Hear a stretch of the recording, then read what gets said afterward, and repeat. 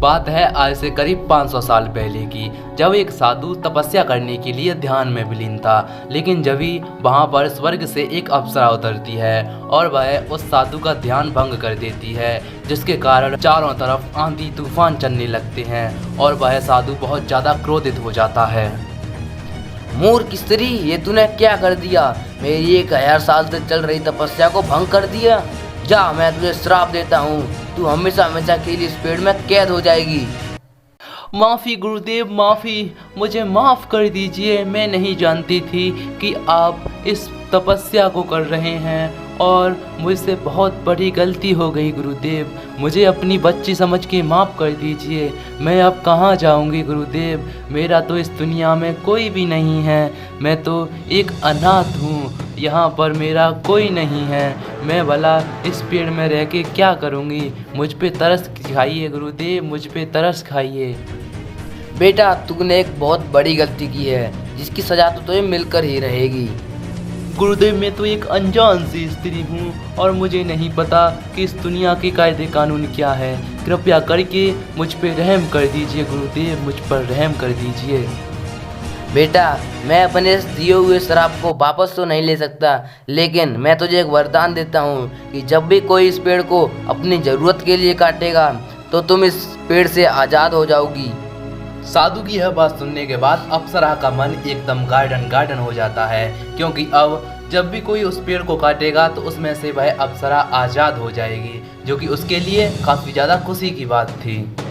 धन्यवाद गुरुदेव मेरा साथ देने के लिए। और अब कोई इस पेड़ को काटने कब तक आ जाएगा? आप मुझे ये बात भी बता दीजिए प्लीज़।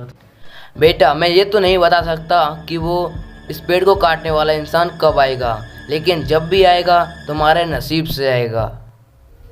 मैं आपकी इन बातों को नहीं समझी गुरुदेव, कृपया करके मुझे एक लाइन में समझाइए, क्योंकि मैं अब समझना चाहती हूँ कि आखिर कोई इंसान कब आएगा जो कि इस पेड़ को काटे और मैं इस पेड़ से आज़ाद हो जाऊँ गुरुदेव। कलयुग के अंत से पहले एक ऐसा इंसान आएगा जो कि इस पेड़ को अपनी ज़रूरत के लिए काटेगा और तुम इस पेड़ से आज़ाद हो जाओगी। बहुत बहुत धन्यवाद गुरुदेव, आपका बहुत बहुत धन्यवाद। इतना सब कहने के बाद वह गुरुदेव वहाँ से गायब हो जाते हैं, लेकिन अप्सरा वहीं पर रह जाती है और धीरे धीरे करके समय बीतने लगता है।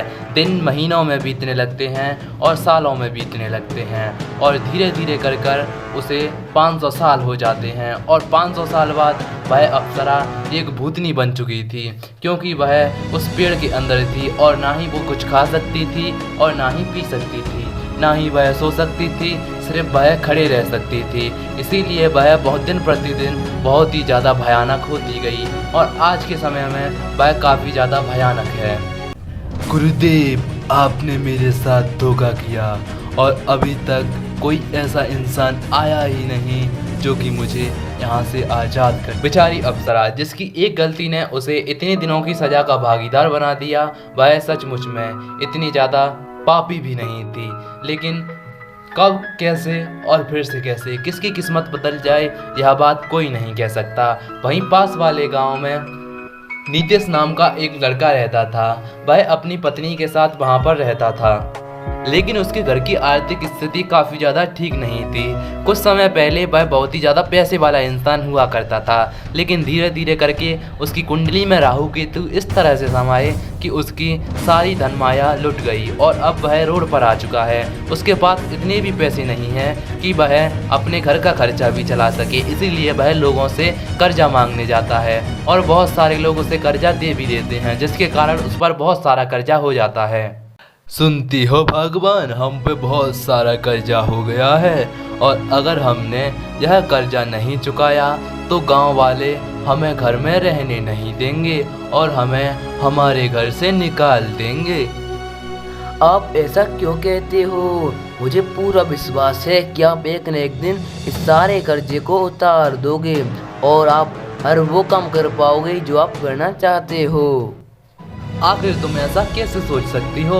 हमारे ऊपर इतना कर्जा है कि अगर हम अपना घर भी बेचें ना, तब भी हमारा यह कर्जा नहीं चुक सकता।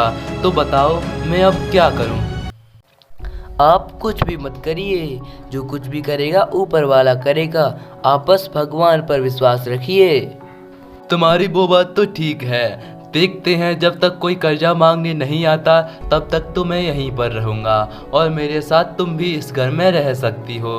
लेकिन अगर कोई कर्जा मांगने आता है तो फिर ना जाने क्या होगा, क्योंकि नीतीश के पास अब बहुत सारा कर्जा हो चुका था और गांव का कोई भी इंसान ऐसा नहीं था जिससे नीतीश ने कर्जा ना लिया हो। इसीलिए अब गांव के सभी लोग एक दिन इकट्ठा होकर यह फैसला करते हैं कि वह सरपंच के पास जाएंगे और सरपंच से कहेंगे कि अब नीतीश अपना घर छोड़कर चला जाए और वह इस गांव से कहीं दूर जाकर रहने लगे और उसके घर पर वे लोग कब्जा कर लेंगे। अरे हरिया, मुझे तो अब ऐसा लगता है कि अब हमें नीतीश का घर खाली करवा देना चाहिए। हाँ भाई हाँ, तू एकदम सही कहता है। तुझे क्या लगता है राहुल? अरे यार, अब हम लोग जल्दी से उनमें मार लगाते हैं और गांव से भगा देते हैं, क्योंकि वो कर्जा तो देने से रहे। और इतनी सब बातें हो जाने के बाद अब वे लोग सीधा सरपंच के पास जाते हैं और सरपंच उनको बता देता है कि तुम अब उनसे उनका घर खाली करवा सकते हो। और इतनी सब बातें हो जाने के बाद जब यह बात नीतीश को पता चलती है तो वह अपनी पत्नी से कहता है, सुनती हो भगवान, सरपंच से लेकर सारे गांव वालों ने अब यह सलाह बना ही ली है कि अब वे हमें इस घर से बाहर निकाल कर ही छोड़ेंगे। तो अब हम लोग ऐसा करते हैं कि हम लोग बिना किसी के बताए ही इस घर से निकल जाते हैं, क्योंकि भगवान ना करे अगर किसी ने हमें धक्के मार मार के निकाला तो फिर हमारी वैल्यू इस गांव में रह ही क्या जाएगी। जी हाँ, आप बिल्कुल सही कहते हो। हम इस गांव को छोड़कर कहीं जंगल में अपना बसेरा डाल लेंगे और वहीं पर अपना बुढ़ापा काटेंगे। अब इतनी सब बातें हो जाने के बाद वे लोग जंगल की तरफ जाने लगते हैं और जंगल में जाने के बाद वह लोग देखते हैं कि एक जगह उनको ऐसी मिल जाती है जहां पर वे बड़ी आराम से रह सकते हैं। तभी नीतीश की पत्नी नीतीश से कहती है, ये देखिए कितनी अच्छी जगह है, हम यहीं पर अपना घर बनाएंगे। और आप जल्दी से जाकर जंगल में किसी अच्छे से पेड़ की लकड़ियाँ ढूंढिए जिससे हम अपने लिए एक छोटा सा घर बनाएंगे। नीतीश अपनी पत्नी की यह बात सुनने के बाद वह सीधा भागते भागते जाता है और वह किसी ऐसे पेड़ की तलाश करने लगता है जिसकी लकड़ियां काफ़ी ज़्यादा मजबूत हों और वह बड़ी भी हों। तभी उसकी नज़र एक ऐसे पेड़ पर पड़ती है जो कि करीब 10,000 साल पुराना था और यह पेड़ कोई और पेड़ नहीं बल्कि यह वही पेड़ था जिस पर लगभग 500 साल से वह अप्सरा कैद थी। अब जैसे ही नीतीश उस पेड़ के पास पहुंचता है वह कहने लगता है, अरे वाह क्या पेड़ है, इससे काट के तो मैं अपने लिए महल बनवाऊंगा। ये अब जैसे ही नीतीश उस पेड़ को काटने वाला होता है तैसे ही अचानक से उसमें से आवाज आती है,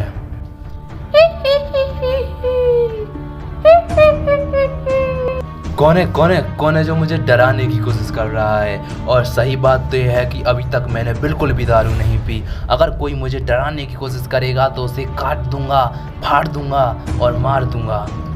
और इतनी सब बातें हो जाने के बाद नीतीश के सामने एक स्वर्ग की अप्सरा की समान स्त्री प्रकट हो जाती है जो कि वो थी और वह बताती है कि वह किस तरह से इस पेड़ में कैद थी। बेटा, मुझे इस पेड़ में रहते रहते करीब 500 साल हो गए हैं। मुझे एक साधु ने श्राप दिया था जिसके कारण मैं इस पेड़ में कैद थी और अब 500 साल बाद तुमने मुझे इस पेड़ से रिहा कर दिया। तुम्हारा बहुत बहुत धन्यवाद। ये लो पूरे 7 करोड़ रुपए और अब तुम इन पैसों से पूरी ज़िंदगी मौज मारना और तुम्हारी ज़िंदगी अब बहुत ही ज़्यादा खुशहाल कटेगी। मैं ना अब यहाँ पर रहते रहते बहुत लेट हो गई हूँ, तो मैं अब इस चैनल को सब्सक्राइब करके यहाँ से निकलती हूँ। Bye bye all gamers.